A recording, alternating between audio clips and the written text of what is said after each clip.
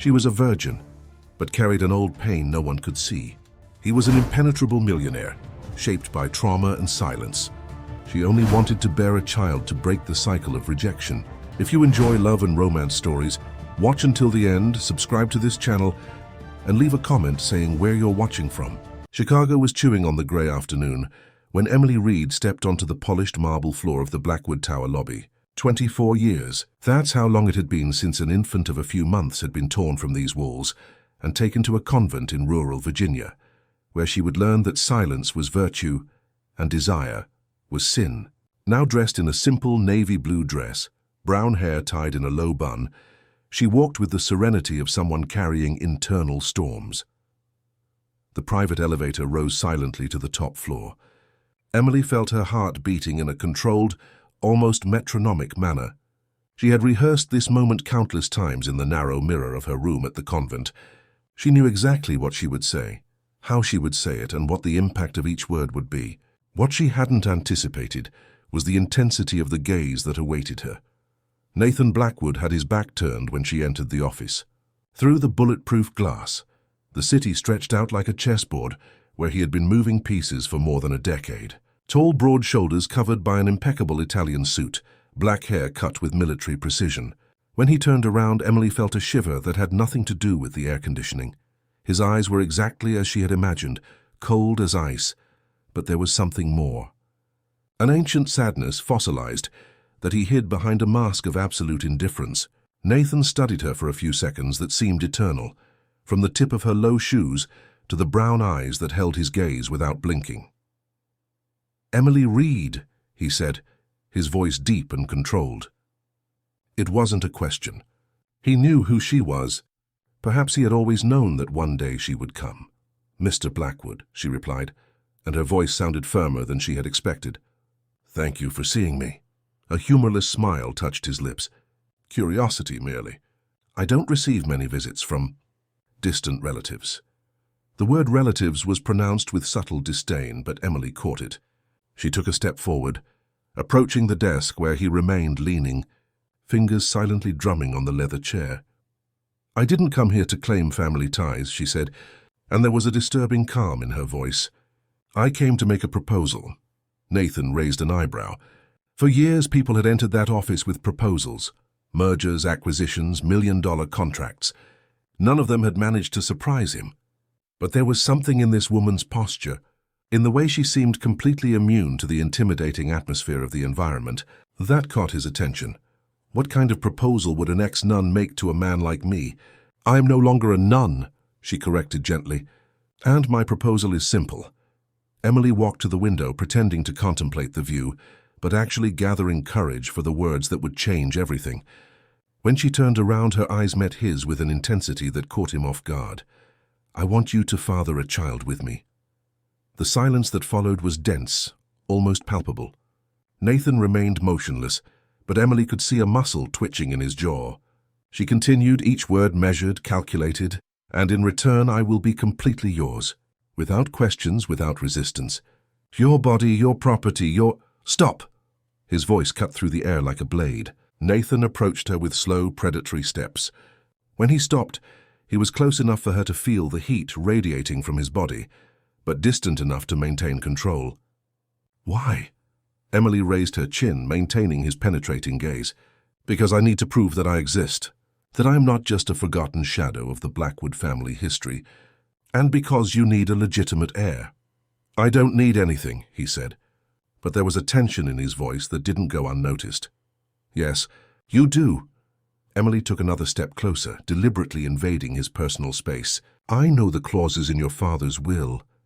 The full inheritance will only be released to a child conceived within a legitimate marriage of the Blackwood lineage. You're 35, Nathan, and you've never married, never had a serious relationship, never allowed anyone to get close enough." Her words hit him like precise punches.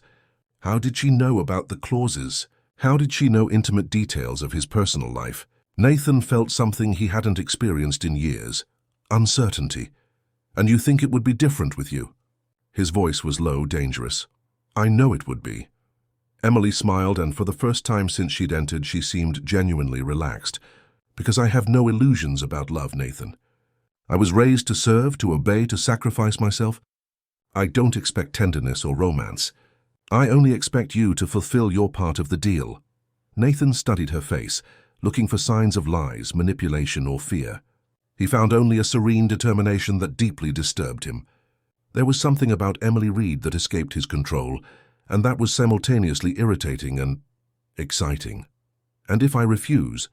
Emily headed to the door, pausing with her hand on the doorknob.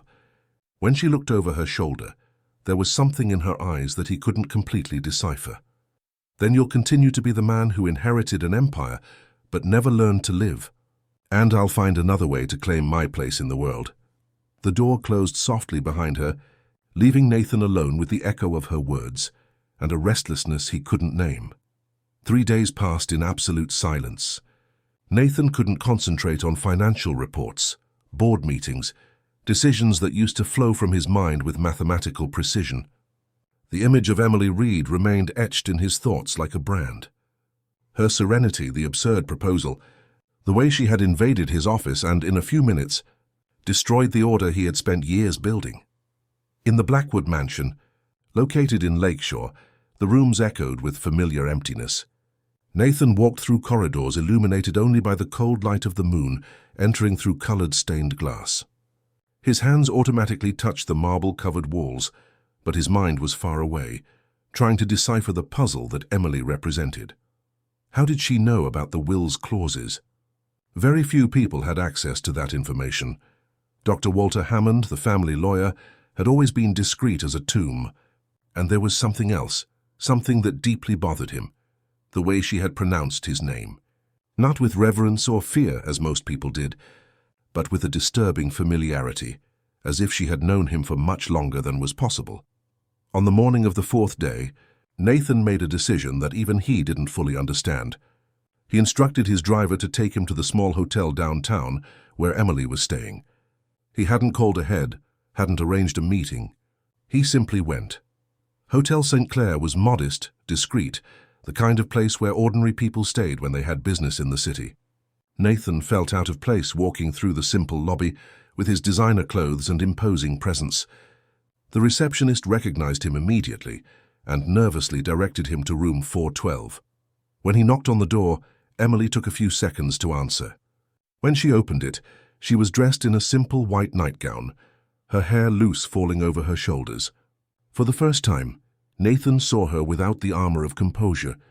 She looked younger, more vulnerable, but her eyes maintained the same serene intensity. "I didn't expect to see you here," she said, but didn't show surprise. It was as if she knew he would come. "May I come in?" Emily stepped aside, allowing him to enter the small but impeccably tidy room. A single open suitcase on the bed, some books on the table, a wooden rosary on the nightstand, nothing else. Her entire life fit in that minimal space. "I accept your proposal," Nathan said without preamble. Emily closed the door and turned to face him. "Under what conditions?" "My conditions?" He approached her, invading her personal space the same way she had done in his office. "You will move into my house. You will live under my rules. You will not leave without my permission. You will not receive visitors without my approval. And when I touch you, you will not resist." Emily studied him for a long moment. Nathan expected to see her back away, question, perhaps even give up. Instead, she nodded, and in return, you will have my surname, my protection, and my child." The word child was pronounced with a possessiveness that made something contract in Emily's chest. She had imagined that moment, prepared for it, but she hadn't anticipated the intensity of Nathan's physical presence. He radiated power and control, but there was something else, something that she recognized because she also carried it: loneliness. "When do we start?" she asked. "Now." Nathan extended his hand to her, a gesture that could be interpreted as chivalrous if not for the predatory look in his eyes. Emily hesitated for a fraction of a second before accepting. His touch was warm, firm, and sent an electric current through her entire body. It had been years since anyone had touched her. In the convent, physical contact was discouraged, seen as dangerous, tempting. "Are you sure you want this?" His voice was low, almost a whisper. "I am." She raised her chin, defiant. "And you?" In response, Nathan pulled her closer until there was no space between them.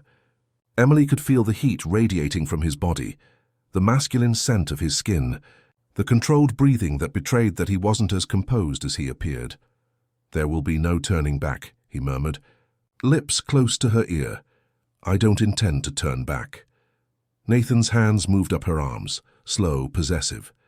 Emily closed her eyes, trying to control her breathing.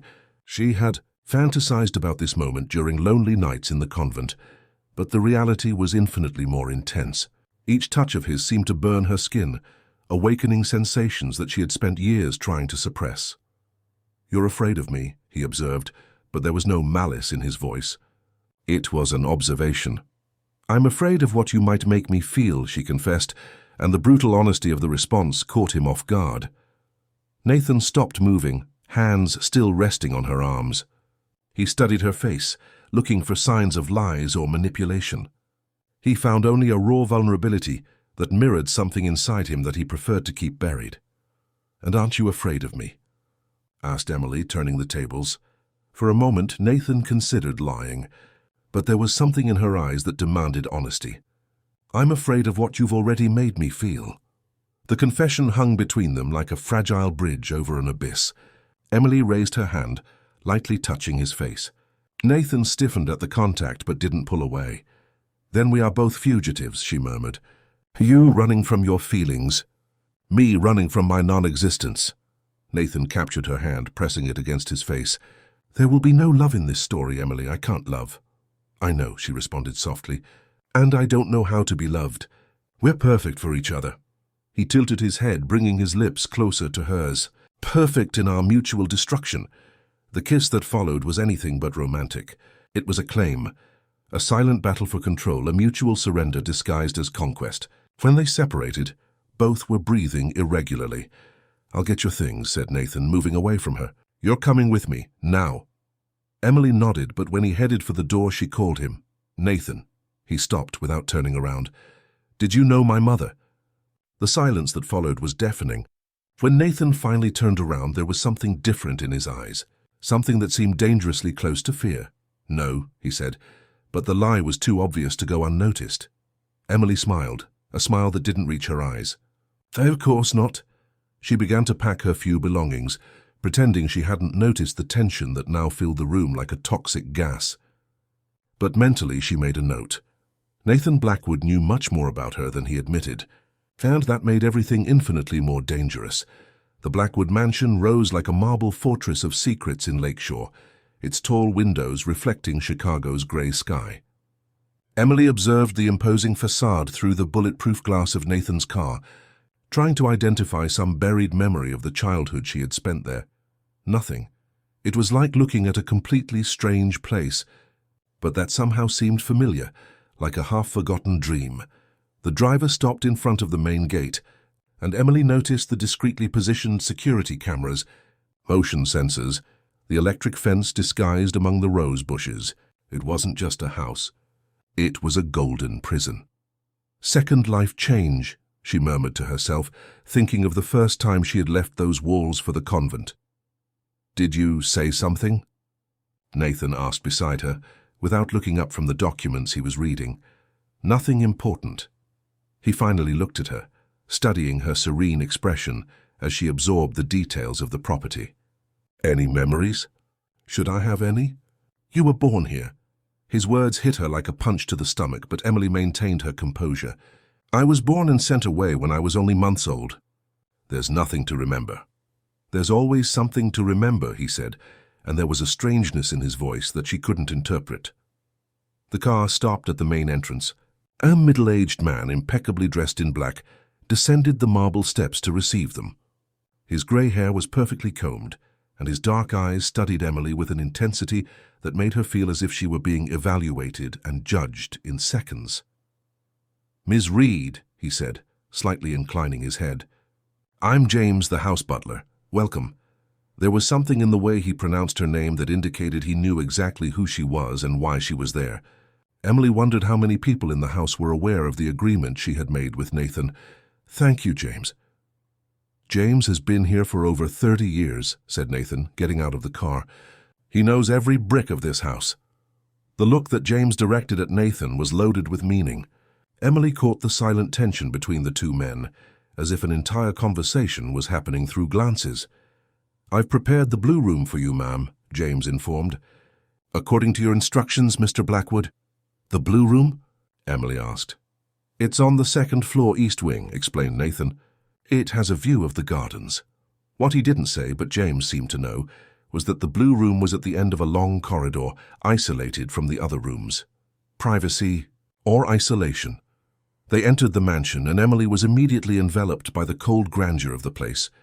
The entrance hall extended in black and white marble, with a curved staircase that majestically ascended to the second floor. Crystal chandeliers hung from the high ceiling, projecting prisms of colored light on the walls. It was beautiful in an intimidating way, like a museum where people lived. "Impressive," she murmured. "Oppressive," corrected Nathan. "It always has been." They climbed the staircase, their steps echoing in the silence. Emily noticed the portraits on the walls. Generations of Blackwoods watching her with severe eyes and rigid mouths. All had the same haughty expression, the same coldness in their eyes. All except one. She stopped in front of a smaller portrait, half hidden between two larger paintings. It was of a young man of perhaps 20, with dark hair and eyes that, even in the painting, radiated warmth and life. There was something familiar about that face. "Who is he?" she asked. Nathan stopped beside her, following her gaze. When he saw the portrait, something changed in his expression. "My older brother, Michael. Where is he now?" "Dead." The word came out sharp, final. 25 years ago. Emily felt a chill. 25 years. 1 year before she was born. What happened? "Car accident." Nathan had already moved away, continuing down the corridor. Or at least that's what they said. The doubt in his voice didn't go unnoticed. Emily looked once more at Michael's portrait before following Nathan. There was something in the painted eyes of the young man that disturbed her. A familiarity she couldn't explain. The blue room was elegant and spacious, with a canopy bed, antique dark wood furniture, and tall windows that overlooked a meticulously maintained internal garden. Everything was impeccable, as if it had been prepared specifically for her. "It's beautiful," said Emily, lightly touching the blue silk curtains. "It was my mother's favorite guest room," commented Nathan, watching her explore the space. "She said the blue color calmed restless spirits." "Is your mother still alive?" "She died when I was 16. He approached the window, looking at the dark gardens. "Cancer, at least that's what they said." Again, that doubt in his voice. Emily wondered how many accidental deaths there were in the Blackwood family history. "You doubt many things," she observed. Nathan turned to face her. In this family, doubting is a matter of survival. They were interrupted by a soft knock at the door. James entered with Emily's single suitcase. "Your things, ma'am. I've also prepared a bath, should you wish to refresh yourself before dinner." "Thank you, James." When the butler left, Nathan approached her. He was close enough that she could feel the heat from his body, but distant enough to maintain control. "There are rules in this house," he said, his voice low and controlled. "I'm listening. You don't enter my father's office on the ground floor without my permission. You don't go to the basement. You don't touch the files in the library, and—" he hesitated for a moment. "You don't ask questions about Michael." "Why?" "Because some doors are better kept closed." Emily moved closer to him, invading his personal space for the second time that day. "And if I can't resist curiosity." Nathan extended his hand, lightly touching her face. The gesture might have seemed affectionate to an outside observer, but there was a dangerous possessiveness in his fingers. "Then you'll discover why I'm known for being ruthless with those who disobey me." Instead of backing away, Emily leaned her face against his hand. "And what if I discover I like disobeying you?" Something dark flashed in Nathan's eyes. "Then our alliance will be much more interesting than I imagined." He abruptly moved away, heading for the door. "Dinner is at 8. James will escort you to the dining room." "Nathan." He stopped at the door, without turning around. "Thank you for bringing me home." Her words hit him like a precise arrow. Home. As if she belonged there. As if she had always belonged. "Don't thank me yet," he said, leaving and closing the door behind him. Alone in the blue room, Emily went to the window and looked at the gardens. Somewhere down there, a hooded figure moved among the trees, watching her. When she blinked, the figure had disappeared. She smiled to herself. The Blackwood mansion held secrets, that was obvious, but she had her own. And in her luggage, carefully hidden among the clothes, was her mother's diary. The diary that contained truths that could destroy everything Nathan thought he knew about his family. The silent war was just beginning. The bath had been an almost ritualistic experience for Emily. For years, she hadn't experienced abundant hot water, scented soaps, and soft towels. In the convent, baths were quick, functional, almost penitential. There, in the marble bathtub of the Blue Room, she allowed herself a forgotten luxury, time to think without rush. As the warm water enveloped her body, she thought about the figure she had seen in the gardens. It hadn't been her imagination. Someone was watching her, and that certainty didn't frighten her. On the contrary, it confirmed that there was much more happening in that mansion than Nathan admitted.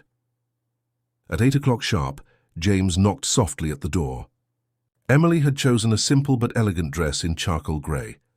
It was one of the few pieces she had bought before coming to Chicago, a concession to the necessity of looking appropriate for Nathan's environment. "You look radiant," Ma'am, commented James as he accompanied her through the corridors. "Thank you, James. May I ask a question?" "Certainly." "How long have you known the Blackwood family?" James paused for a moment, as if carefully weighing his words. "Since before Mr. Nathan was born. I started working here when I was just a young man." "So you knew Michael?" The name caused a subtle change in the butler's expression. "Yes, I did. He was an exceptional young man. Very different from the current master." "Different how?" "Michael had human warmth. He laughed easily, cared about the staff, questioned his father's decisions." James hesitated. Perhaps he questioned too much. Before Emily could ask more questions, they arrived at the dining room. The environment was imposing, with a mahogany table that could easily accommodate 20 people, but was set for only 2. Nathan was already there, standing in front of one of the tall windows, a glass of whiskey in his hand. He had exchanged his suit for more casual clothes, black dress pants and a white shirt with rolled-up sleeves revealing muscular forearms. When he turned to see her enter, Emily again felt that tightness in her chest that she couldn't name. "Punctual," he observed, approaching to pull out her chair. "Habit from the convent." Their punctuality was a virtue, and now Emily sat down, allowing him to seat her. Now it's a courtesy. Dinner was served silently by 2 staff members who entered and left like shadows. Grilled salmon, organic vegetables, French wine. Refined food that Emily appreciated, but that reminded her of the distance between the world she had left and where she now found herself. "Are you enjoying it?" asked Nathan, watching her eat with the natural elegance she had learned at the convent. "It's delicious, very different from the convent food." What was life like there? Emily raised her eyes, surprised by the question. It was the first time he had shown curiosity about her past. Quiet, predictable, safe. "Do you miss it?" "The safety, yes. The silence," she hesitated. "I'm not so sure anymore." Nathan took a sip of wine, studying her. "Why did you leave?" The question she had been expecting. Emily put her fork on her plate, choosing her words carefully. "Because I discovered there were questions without answers, and I realized the answers wouldn't come to me if I remained hidden." "What kind of questions?" "About my mother. About why I was sent away. About why I grew up believing I was an orphan when I had a living family." Nathan stiffened almost imperceptibly. "And did you find those answers?" "Some." Emily took a sip of wine, feeling the liquid warm her throat. "Others I'm still looking for." They ate in silence for a few minutes, tension gradually growing like a wire stretched to the limit. Emily could feel Nathan's eyes on her, studying every movement, every expression. "May I see the library after dinner?" she asked, trying to sound casual. "No." The answer was quick, definitive. Emily raised an eyebrow. "Why?" "Because I said no." "That's not an answer." Nathan leaned back in his chair, his gaze fixed on her. "It's the only answer you'll get." Emily felt something ignite inside her. Challenge, irritation, and something hotter, more dangerous. "Are you trying to control me?" "I'm protecting you." "From what?" "From truths you're not ready to face." His words hit her like a slap. Emily stood up abruptly, throwing her napkin on the table. Don't underestimate me, Nathan. I've spent 24 years being protected, hidden, kept in ignorance. I didn't come here to continue being treated like a child. Nathan also stood up, circling the table with slow, predatory steps. Then what did you come here to do exactly? To claim my place. What place? He was close now, too close. You're a stranger in this house. An intruder who arrived with an absurd proposal and unrealistic expectations. His words were designed to hurt, and they worked. Emily felt the pain spread across her chest, but she transformed it into anger. I'm a Blackwood, as much as you are. You're a bastard, he said, cruel and direct. Daughter of a scandal my father preferred to forget. The slap she gave him echoed through the dining room like thunder. Nathan didn't even blink, but something changed in his eyes. Something dangerous and hot. Feel better? He asked, his voice low and controlled. Much. Before she could move away, Nathan grabbed her by the wrists, pulling her against his body. Emily gasped at the sudden contact, feeling every hard line of his torso pressed against her. Want to know the truth about your mother? He murmured against her ear. Want to know why you were sent away? Yes, she whispered, even knowing she should be afraid of the answer. Because my father loved her more than he loved my mother. Because she was the only person who could make him truly smile. And because when she died he couldn't bear to look at you without remembering her. His words hit her like physical punches. Emily tried to pull away, but he held her firmly. Still want the answers? He asked. My mother is dead? Nathan released her abruptly, moving away. For 20 years. Emily leaned on the table, her legs suddenly weak. How? Suicide. The word left him like a blade. She threw herself from the window of the room where you're now staying. Emily's world collapsed. The blue room. The room where she had bathed, gotten ready, dreamed. The room where her mother had chosen to end her own life. Why didn't anyone tell me? Because you were a child. Because truths like that destroy people. Emily raised her eyes to him, and Nathan saw tears that she refused to let fall. And you think not knowing the truth didn't destroy me too? Her question hit him directly. For the first time since he had met her, Nathan found himself without an answer. I'm going to my room, she said. Heading for the door. Emily, she stopped, but didn't turn around. Don't climb up to that window. The genuine concern in his voice surprised her. I won't kill myself, Nathan. I have too many things to do before that. When she left, Nathan remained alone in the dining room, the bitter taste of his own words in his mouth. He had lied. Some of the information he had given was true, but not all. And now, seeing the pain in her eyes, he questioned whether he had done the right thing. In the blue room, Emily sat on the bed, looking at the window where her mother had chosen her end. In her hands she held the diary she had brought hidden. She still hadn't found the courage to read it completely, but now she knew she could no longer delay. With trembling fingers, she opened to the first page and began to read the story that would change everything. Her mother's diary was small, bound in worn leather, with pages yellowed by time. Emily opened it with reverence, as if it were a sacred object. The handwriting was delicate, feminine, but there was an urgency in the words that showed through the years. March 15th, 1999. Today I discovered I'm pregnant. Michael still doesn't know. I don't know how to tell him that our love has created a life at the moment when everything is falling apart around us. Emily felt the world spin. Michael. She wasn't the daughter of a casual affair with the Blackwood patriarch. She was Michael's daughter, Nathan's dead brother, which meant that Nathan wasn't just the man with whom she had made a deal. He was her uncle. With trembling hands, she continued reading. March 20th, 1999, Michael said we'll run away together, that we'll leave everything behind and raise our daughter far from this cursed family. He discovered something about his father, something terrible about the family business. He said he can no longer be part of it. March 25th, 1999, Michael died today. Car accident, they said, but I know the truth. Richard killed him, killed his own son, because Michael was going to expose the family's dirty business. And now I carry the dead man's child without protection, without a future.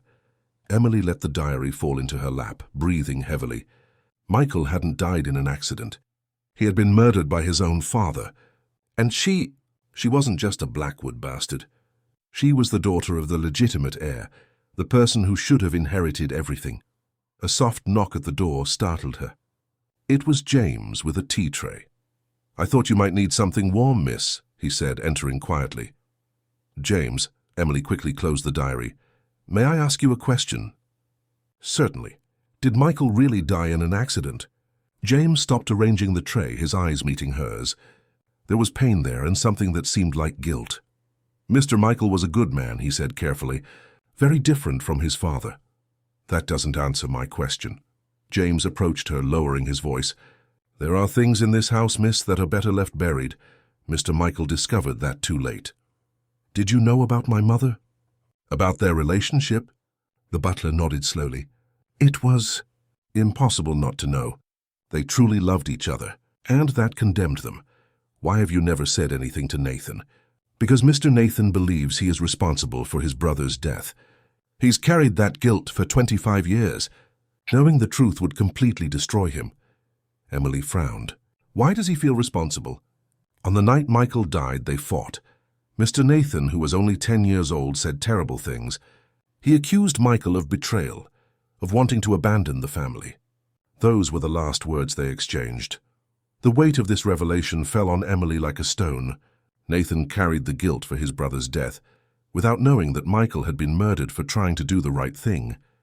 James headed for the door, but stopped before leaving. "Miss Emily." "Yes?" "Be careful. This family has a peculiar way of dealing with those who know too much." When she was alone, Emily returned to the diary. The next entries narrated the months of her mother's pregnancy, the growing fear, the veiled threats from Richard Blackwood. September 10th, 1999. Richard offered me money to abort. I refused. This child is all I have left of Michael.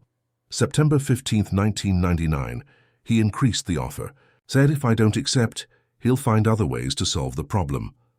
September 20th, 1999. You were born today, my dear daughter. Richard was present, like a vulture waiting for its prey. He held you in his arms and said, "This child will never be a Blackwood, but she might be useful someday." Emily felt nauseous. She had been viewed as a tool since birth, a pawn in the power game of a corrupt family. September 25th, 1999. They're taking you away tomorrow, to a convent. Richard said you'll be raised properly, away from the temptations of the world. Away from me. I'd rather die than live without you, my daughter. But if I die, who will tell the truth? The last entries were fragmented, desperate. Her mother had fought against depression, against isolation, against the loss of everything she loved. And finally, she had given in. October 5th, 2004, I can't do it anymore. The pain doesn't stop. Michael calls me every night, says he's waiting for me. Maybe it's time to go meet him.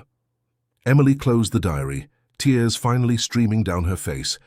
Her mother had killed herself 5 years after losing her, unable to bear the pain of separation and the truth about Michael.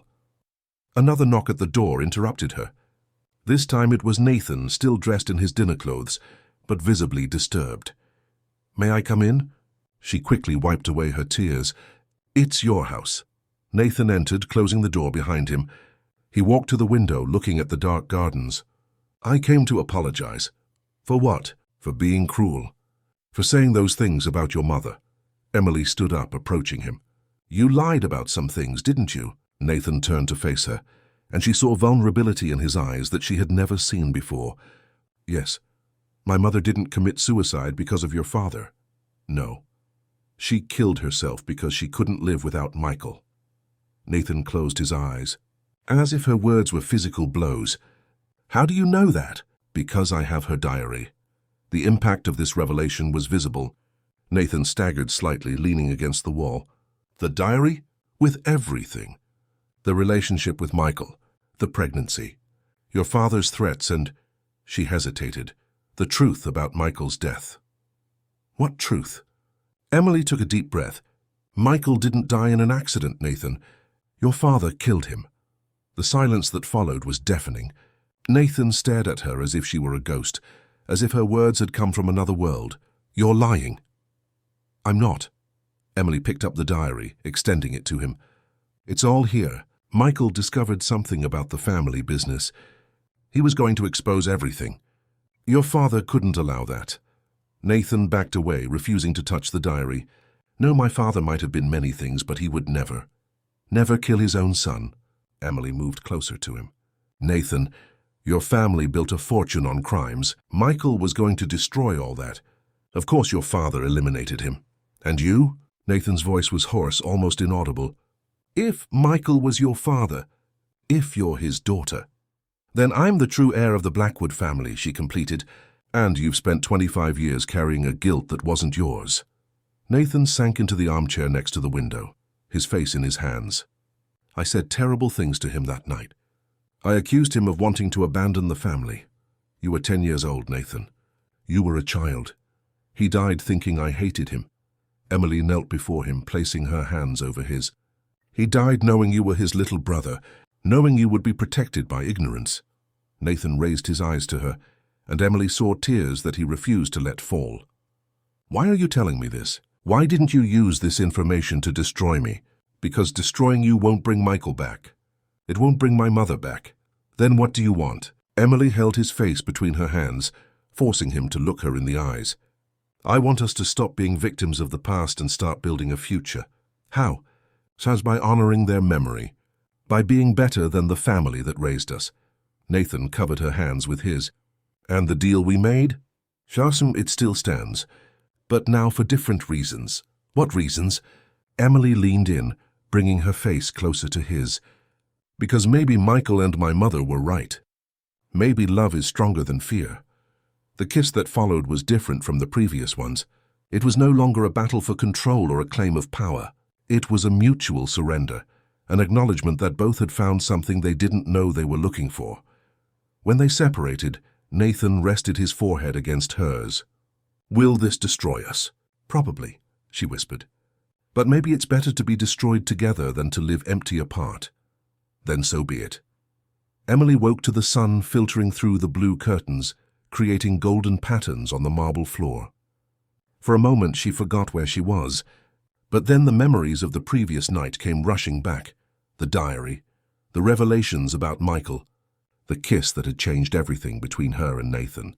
He was no longer there. The armchair where he had fallen asleep by the window was empty, but his presence could still be felt in the room. Emily got up, noticing that someone had placed a blanket over her during the night. Nathan. An envelope had been slipped under the door.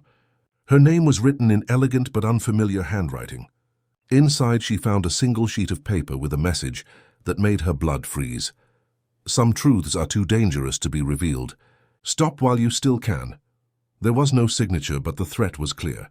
Emily put the letter away, deciding not to tell Nathan immediately. First, she needed to understand who else knew about the diary and the revelations it contained. She went down for breakfast to find the dining room empty, but James was waiting for her with an impeccably prepared tray. Good morning. Mr. Nathan had to leave early for an important meeting. What kind of meeting? With Dr. Walter Hammond, the family lawyer. Will matters, I imagine. Emily felt a chill. James, how long has Dr. Hammond worked for the family? Has more than 40 years. He was the one who drafted Mr. Richard's will. James hesitated.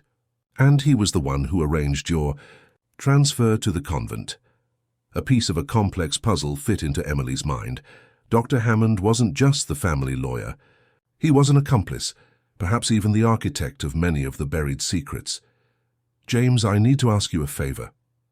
At your service, miss. I need to enter the library. It's important. The butler studied her for a long moment. Mr. Nathan was very clear about... Mr. Nathan doesn't need to know. At least not now. James struggled with his conscience for a few seconds before nodding.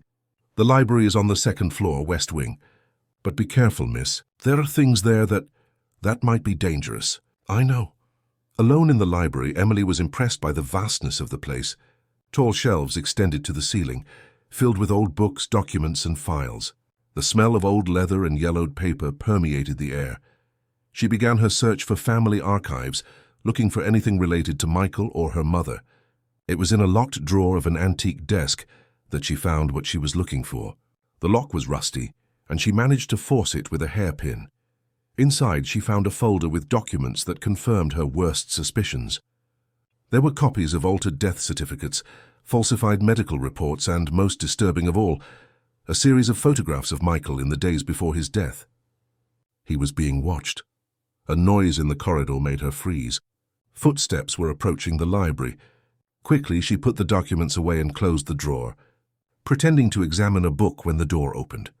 It was a middle-aged woman she didn't know, with grey hair tied in a severe bun and eyes that seemed to see through people. She wore a discreet uniform, but there was an authority in her posture that indicated an important position in the house hierarchy. "Miss Reed, I presume," said the woman, closing the door behind her. "I'm Mrs. Helen, the head housekeeper. I've worked here for 30 years. Pleased to meet you. Mr. Nathan doesn't authorize library visits without supervision. I apologize. I was just admiring the collection." Mrs. Helen approached, her eyes studying Emily with uncomfortable intensity. "You have a striking resemblance to your mother.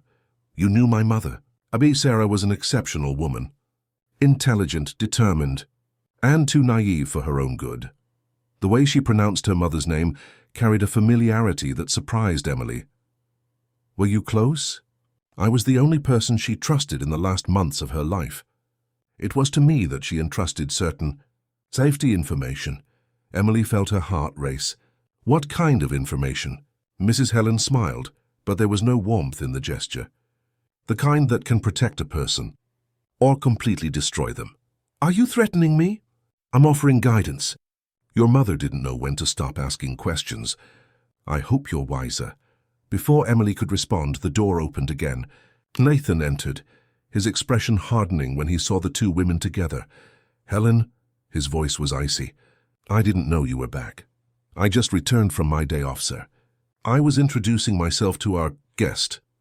The look that Nathan directed at Emily was a mixture of disappointment and concern. "I thought I was clear about the library." "You were," Emily raised her chin, defiant. "But I decided your rules are suggestions, not orders." Mrs. Helen observed the tension between them with obvious interest. "I'll leave you to resolve this matter in private. Mr. Nathan, I need to speak with you later about some household matters." When they were alone, Nathan closed the door and approached Emily. "You can't be here." "Why? What's so dangerous about old books?" "It's not the books, Emily. It's the people who might discover you were here." He was right about that. The way Mrs. Helen had appeared, the seemingly casual questions, the subtle threat, all indicated that Emily was being watched and tested. "I found something," she said, lowering her voice. "What?" "Gas documents about Michael. He was being watched before he died."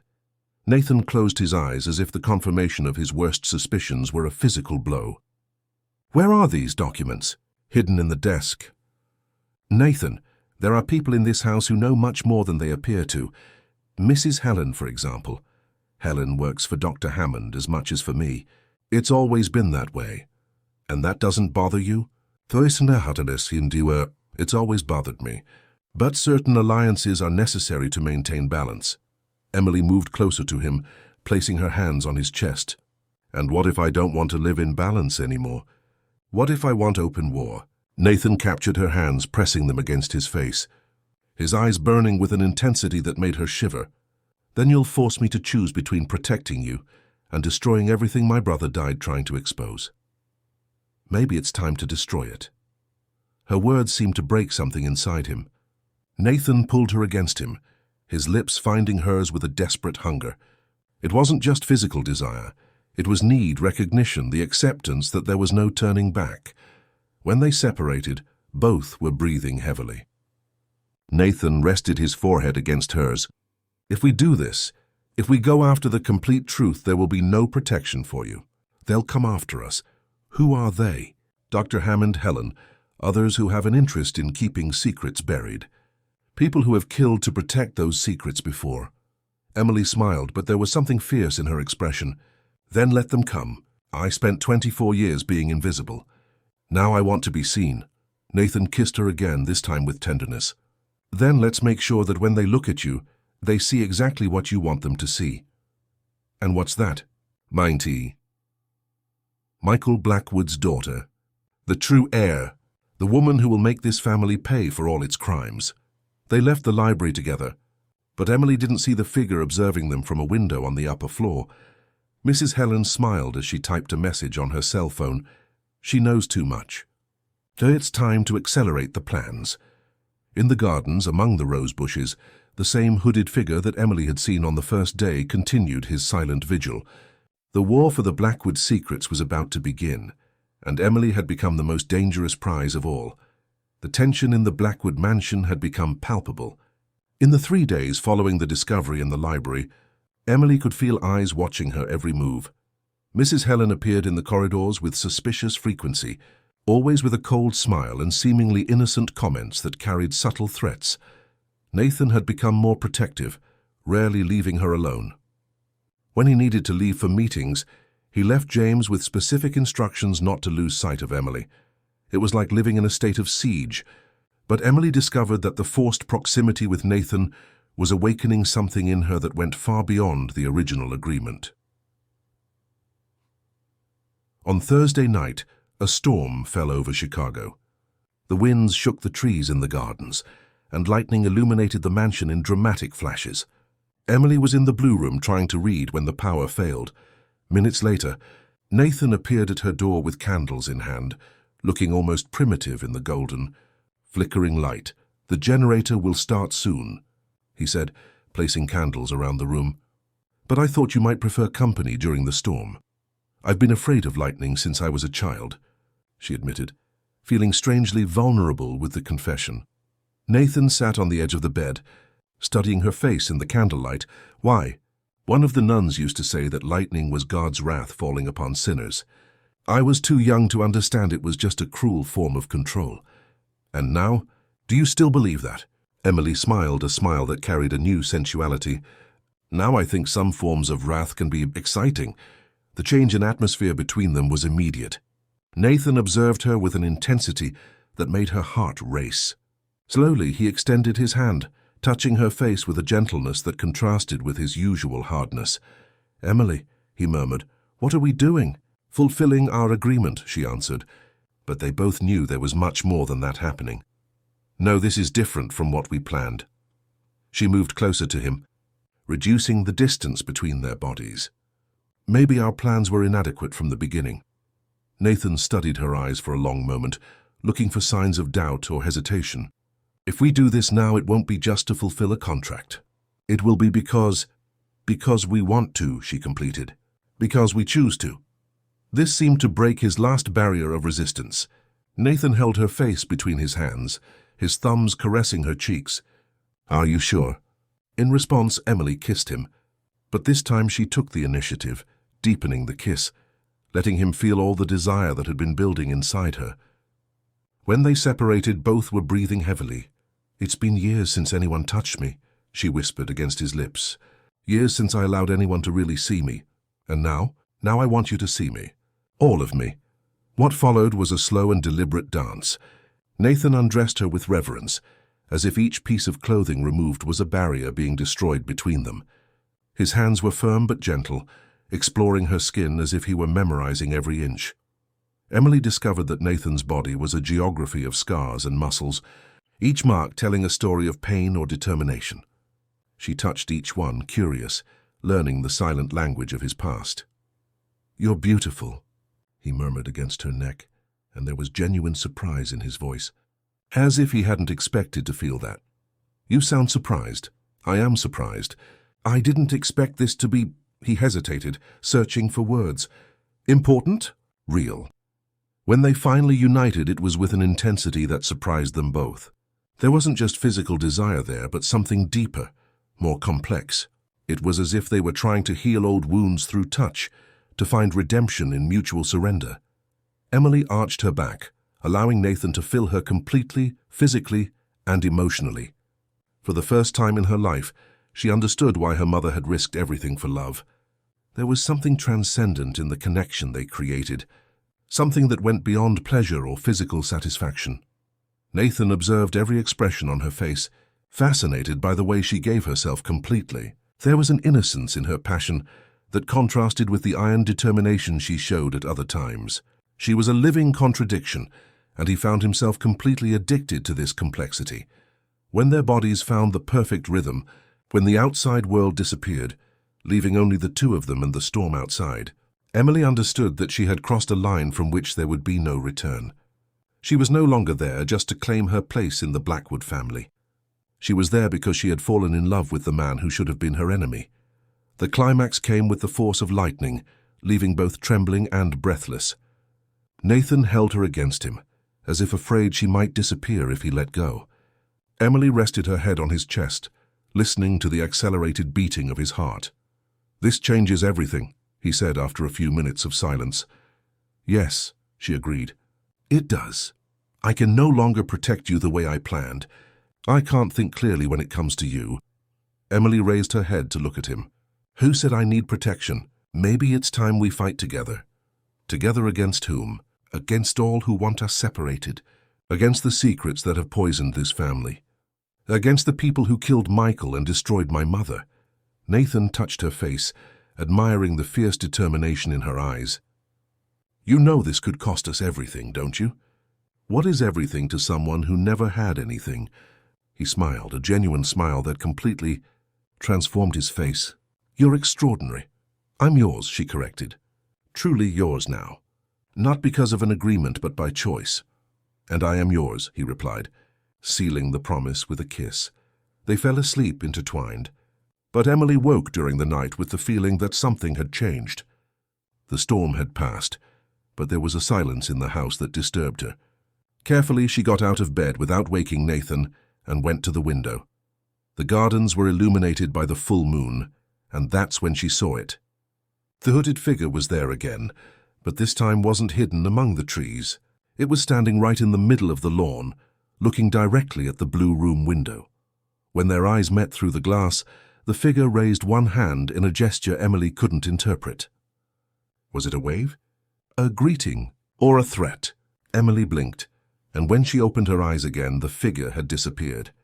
But on the dresser, where she was sure there had been nothing before, she found an envelope identical to the one she had received earlier. Inside, a single line. "Now that you've given yourself to him, you're ready to know who really killed Michael."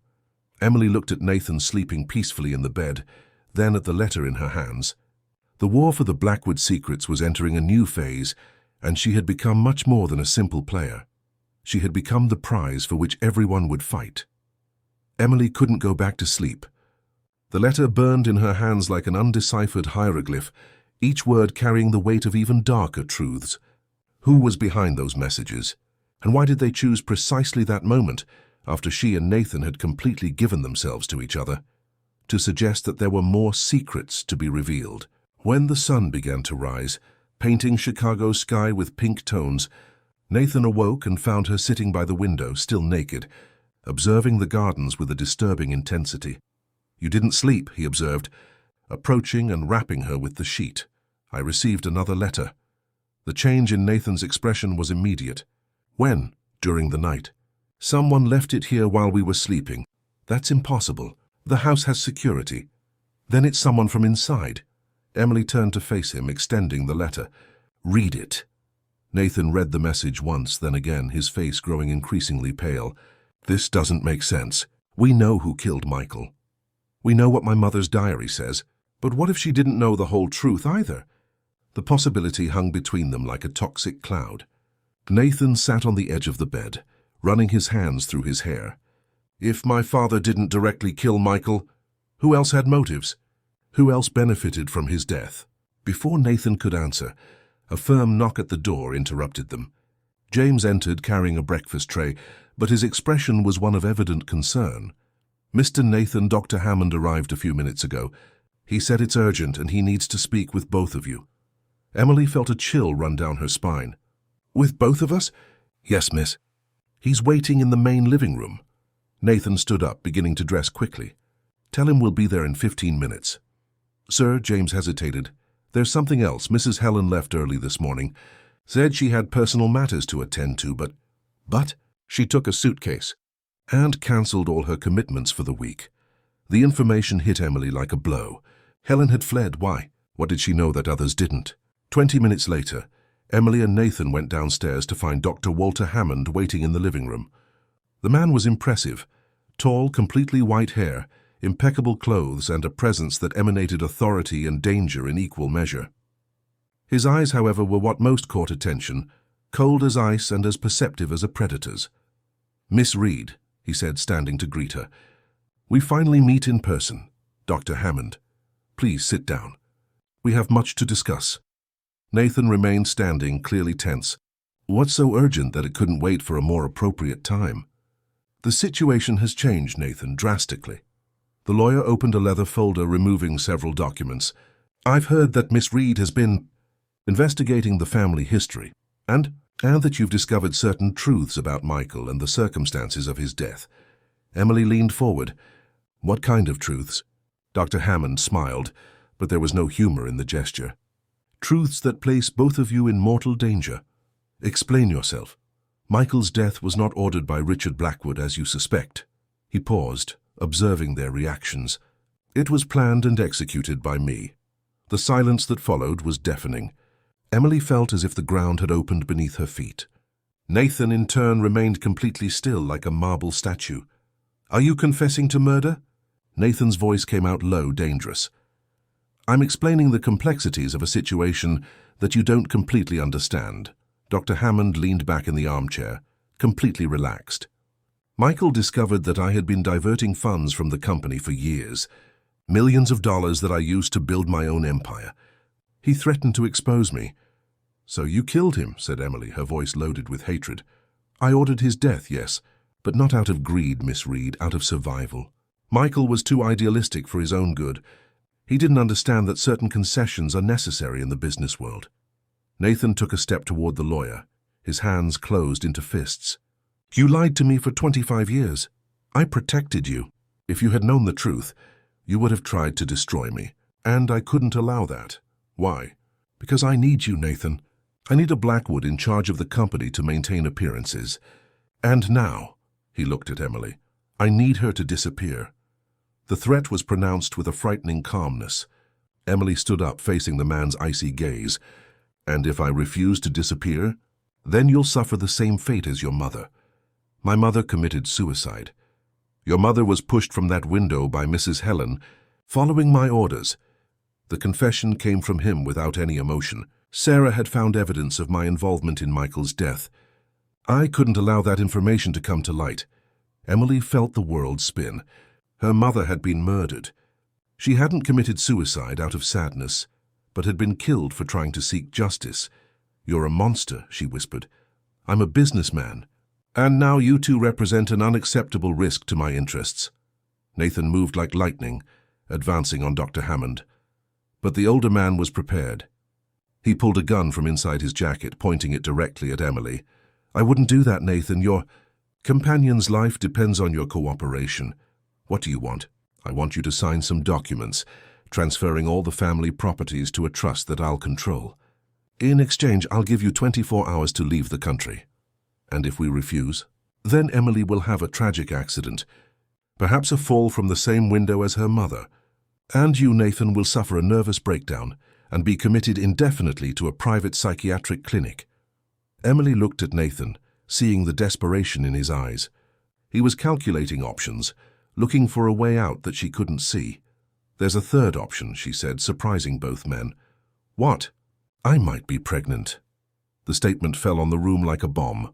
Dr. Hammond slightly lowered the gun, his expression changing. "Impossible. You've known each other for a week. And last night we consummated our relationship." Emily placed a protective hand over her belly. "If I'm carrying Nathan's child, then I carry the true Blackwood heir. And according to the will that you yourself drafted, this child has inalienable rights to the inheritance. This doesn't change anything. It changes everything." Nathan had regained his composure, and now observed Dr. Hammond with eyes that promised vengeance. "Because if you hurt Emily or my child, there will be no place in the world where you can hide from me. And if she's not pregnant?"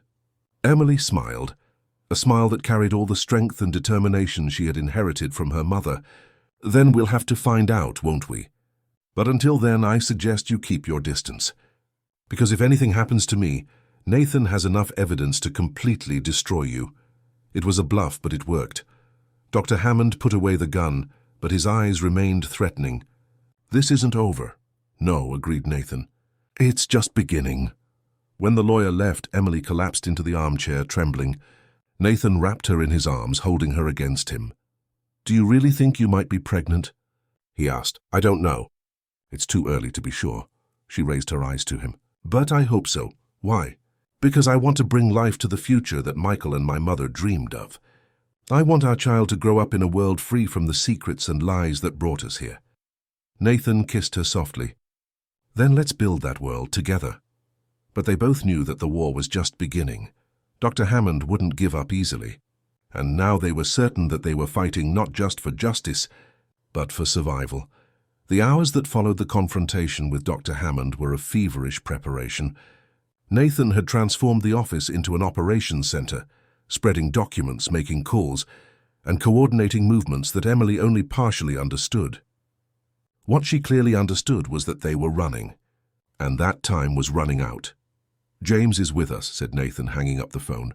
"He knows a safe route for us to leave the city without being detected. And then, Thursday, we have an isolated property in rural Virginia. My grandfather bought it decades ago as an emergency refuge. Dr. Hammond doesn't know of its existence." Emily touched her belly unconsciously, a gesture that was becoming automatic since she had mentioned the possible pregnancy. "Nathan, we need to be sure."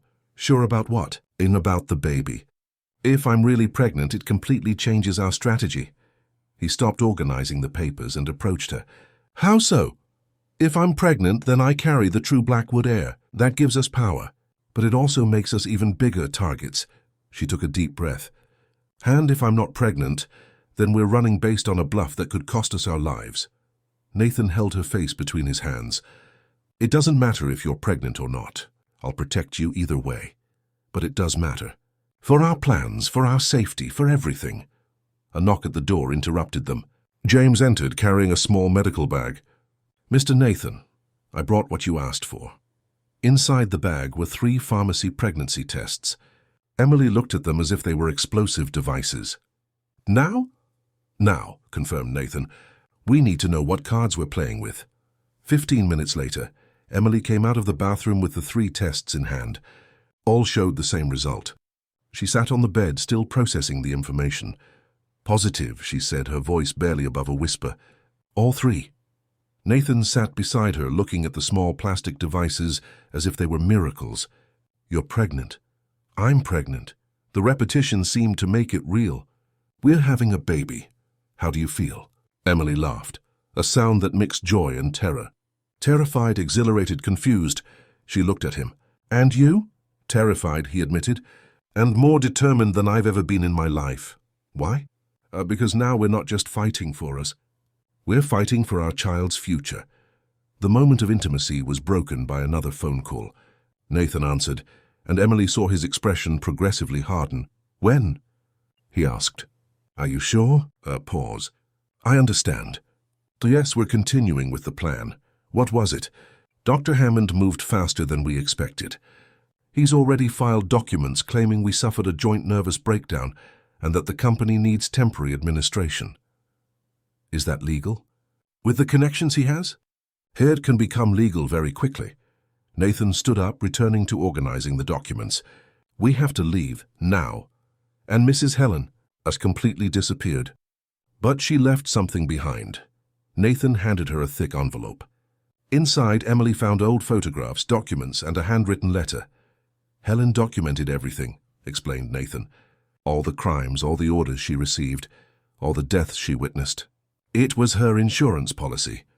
Emily flipped through the documents, feeling nausea rise in her stomach, and not just from pregnancy. There were photographs of Michael unconscious in the car before the accident, records of payments made to thugs, and more disturbing still, a series of photos of her mother in the days before her death, clearly being watched. Why did Helen keep all this? Because she knew that one day she might need protection. And because, he hesitated, because she was in love with my father. She would do anything he asked, but documented everything in case he ever betrayed her. "Did your father know about Dr. Hammond's crimes?" "He found out in the end. That's why he changed the will, creating those clauses about marriage and legitimate heirs. It was a way to try to repair what had been destroyed. A new piece of the puzzle fit in Emily's mind. That's why Dr. Hammond needs you in charge of the company. Without a legitimate Blackwood, he can't access the main funds. Exactly. And with you pregnant with my child. Our child will have rights that he can't break or manipulate. The sound of cars approaching the mansion made them freeze. Nathan quickly went to the window, then returned with a grim expression. 3 black cars. Not police. Dr. Hammond, there's his men probably. We need to leave now. James appeared at the door carrying 2 small backpacks. The escape route is clear, sir, but we have 5 minutes maximum. As they ran through the corridors of the mansion toward a secret exit that Emily didn't know existed, she turned to take one last look at the place she had considered her ancestral home. On the walls, the portraits of the Blackwoods watched her with their severe expressions, but now she didn't feel intimidation. She felt pity. Generations of a powerful family reduced to puppets in the hands of an unscrupulous man. We'll be back, she silently promised to Michael's portrait. And when we return, it will be to cleanse this house of all its ghosts. The secret exit led to a tunnel that connected the mansion to a neighboring property. James guided them through the narrow, damp path, illuminated only by a small flashlight. Emily held tightly to Nathan's hand, feeling a strange mixture of fear and exhilaration. "Where did you learn about this tunnel?" she asked James. "Mr. Michael showed me years ago. Said one day it might be necessary. He knew something like this could happen. Mr. Michael was very insightful. He knew he was messing with dangerous forces. When they emerged on the neighboring property, a car was waiting for them. The driver was a man Emily didn't know but whom James greeted with familiarity. "This is John," explained James. "He worked for the family for years, but Dr. Hammond never knew of his existence." During the night journey on dark roads toward rural Virginia, Emily sat next to Nathan in the back seat, her head resting on his shoulder. The adrenaline of the escape was diminishing, being replaced by a profound exhaustion. "I'm afraid," she admitted. "Of what?" "Fear was of not being strong enough for this. To be a mother amid all this madness." Nathan kissed the top of her head. "You're the strongest woman I've ever known. If anyone can do this, it's you.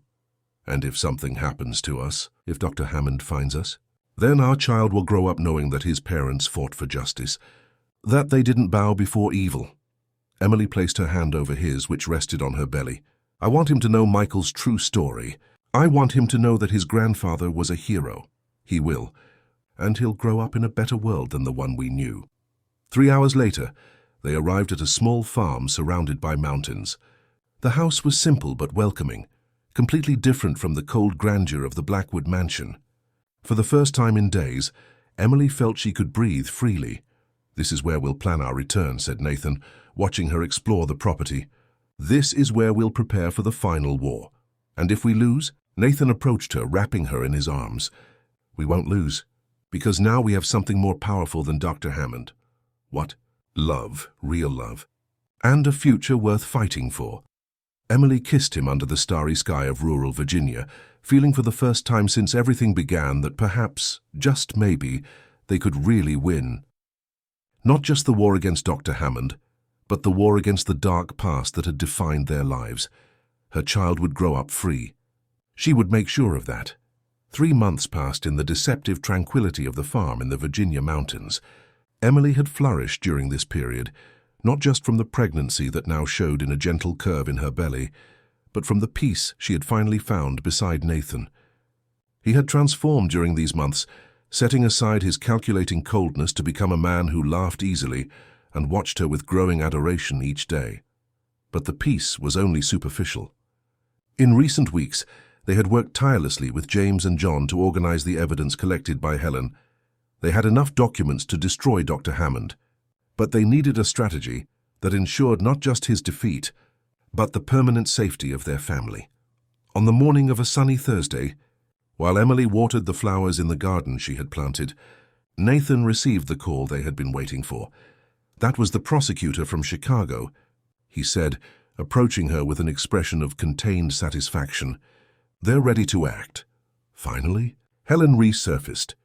She voluntarily turned herself in to the district attorney's office and confessed everything. With the evidence we provided and her testimony, Dr. Hammond was arrested this morning. Emily sat on the small garden bench, processing the information. "Is it over?" "The criminal phase, yes. But we need to return to Chicago to resolve the legal issues of the company and the inheritance." I'm ready. Nathan knelt before her, placing his hands on her belly.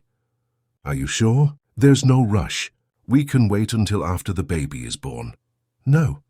Emily held his face between her hands. I want our child to be born in a world where the truth has finally prevailed. I want the first thing he breathes to be clean air, free from the secrets that poisoned our family. 2 days later, they were back in Chicago.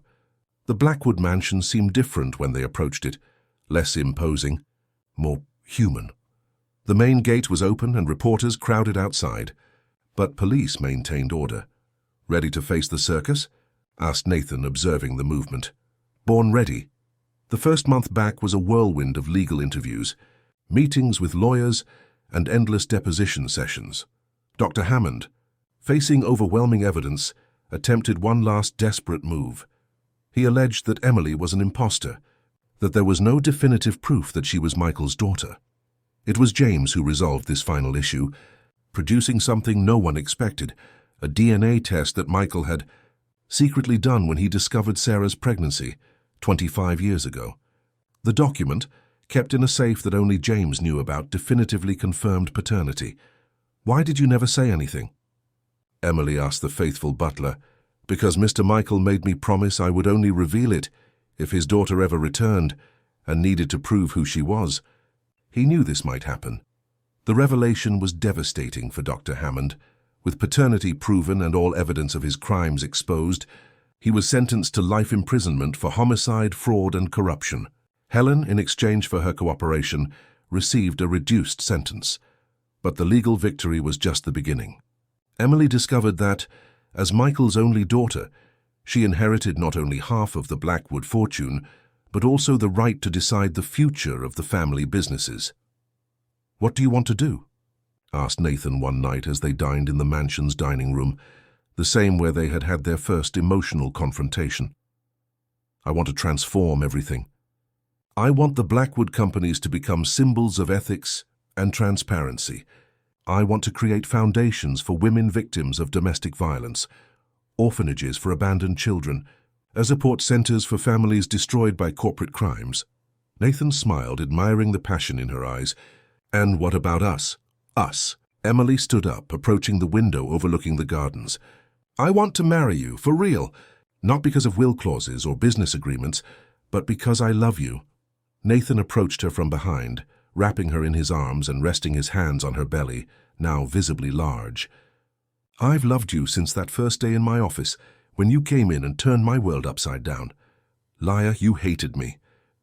I was afraid of you, of how you made me feel, of the possibility that you might destroy all the barriers I had built. He kissed her neck softly. And I was right. You destroyed everything, and built something infinitely better in its place. The following month they married in the mansion's gardens. It was a simple but moving ceremony. James was Nathan's best man, and one of the nuns from Emily's former convent, Sister Teresa, who had been like a mother to her, was her matron of honor. The judge who performed the ceremony commented that he had never seen a more in-love couple. Nathan Blackwood, Emily said during her vows, you taught me that it's possible to be reborn, that we are not prisoners of our past, that true love can transform even the most wounded hearts. Emily Reed Blackwood, he responded, you taught me to feel again. You showed me that strength isn't building walls, but having the courage to tear them down. You saved not just my soul, but gave me a reason to live. Michael Richard Blackwood was born on a spring morning, exactly 9 months after that stormy night that had sealed his parents' fate. He came into the world with his father's dark eyes and his mother's fierce determination, crying loudly enough to wake the entire mansion. He has the lungs of a leader, joked Nathan, holding his son in his arms while Emily caught her breath after the delivery. He has the blood of 2 fighters, she corrected. Michael and my mother would be proud. And what will we tell him about his family when he grows up? Emily looked at the baby, then at her husband, and finally at the window of the room, the same window from which her mother had been pushed so many years ago. But now she didn't see tragedy there. She saw possibility. She saw future. We'll tell him the truth, all of it, that he came from a family that made terrible mistakes, but that his parents chose to break the cycle. That love conquered hate. That justice prevailed over corruption. She smiled, touching her son's little face. and that he was born free to be whoever he wants to be. 2 years later, the Blackwood mansion had transformed into something unrecognizable. Where before there had been coldness and secrets, now there was children's laughter. Michael running through the corridors, chasing James, who had become a dedicated adoptive grandfather. The walls that once displayed severe portraits of the Blackwoods now showed family photos, genuine smiles, moments of real happiness. The Blackwood Company had become a leader in corporate social responsibility. The foundations created by Emily helped hundreds of people every month, and the couple had become an example of how it's possible to overcome family tragedies and build something new and beautiful from the ashes of the past. On a sunny afternoon, as they watched Michael play in the garden, where once the mysterious figure had observed them, Nathan held Emily's hand. "Any regrets?" he asked. "Just one," she answered, smiling. "Which one?" "Not knocking on your office door sooner." Nathan laughed, pulling her closer. "You came at the right time. You always came at the right time." And there, under the Chicago sky that had witnessed so many tragedies of the Blackwood family, Emily finally understood that some stories don't end with happy endings. They end with new beginnings, with the conscious choice to be better than those who came before. With love that transforms, heals, and redeems, Michael shouted with joy.